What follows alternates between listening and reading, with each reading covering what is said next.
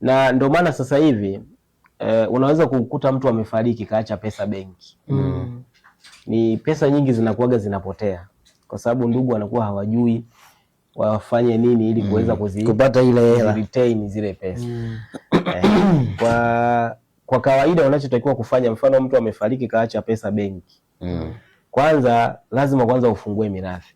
Ndio maana nikasema mirathi ya kufungua ina umuhimu kwa sababu ukienda kule mahakamani wao watakupa barua ambayo itakuelekeza kwa kiongozi wa benki, branch manager. Na watampa maelekezo kwamba akaunti hii ilikuwa inamilikiwa na mtu fulani ambaye kwa sasa amefariki. Kwa hiyo cha kwanza hii akaunti ifungwe, inasitishwa. Zamani ilikuwa pesa zinaingia kwenye akaunti ya mahakama. Sasa hivi kuna mabadiliko ya kisheria. Nini kilitokea mpaka ikatokea? Ni mahakama ilitungwa. Kuna mtu tu alizingua.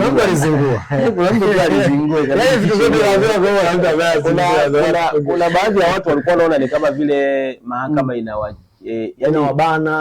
walikuwa wanaona si usumbufu, process ni ndefu. Kwa hiyo mahakama sheria imetungwa ambayo sasa hivi utafungua kitu kinachoitwa special mirathi account.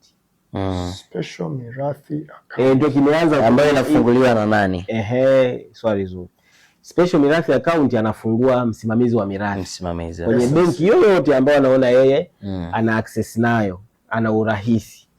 Kwa hiyo ukishafungua special mirathi account unaenda kuitaarifu mahakama kwamba jamani, mimi nimeshafungua special mirathi account. Mahakama inakusaidia, inakupa barua ya kupeleka benki fulani, kupeleka benki. Barua ile mahakama inaielekeza benki, account number hii hapa, kwamba maana hizo pesa ambazo tumekupa barua ya kufunga kwenye akaunti fulani zielekezwe kwenye akaunti fulani yenye majina fulani. SMC, special mirathi account. Mirathi ya SMC. Jina kitaalamu. Alitungwa jina hilo. Alifikiria mbali sana. Kwa hivyo zikishaelekezwa, wewe unachotakiwa siku utakaoenda kwa ajili ya kupeleka majibu, unaenda na proof ya kuonesha hela imehamishwa, ili sasa ile pesa uigawe kwa wale warithi halali. Sawa. Kwa hiyo ndo inavyokuwa hivyo. Kwa hiyo kama mtu amefariki na mna uhakika ameacha account, cha kufanya ni kwanza ni kufungua mirathi.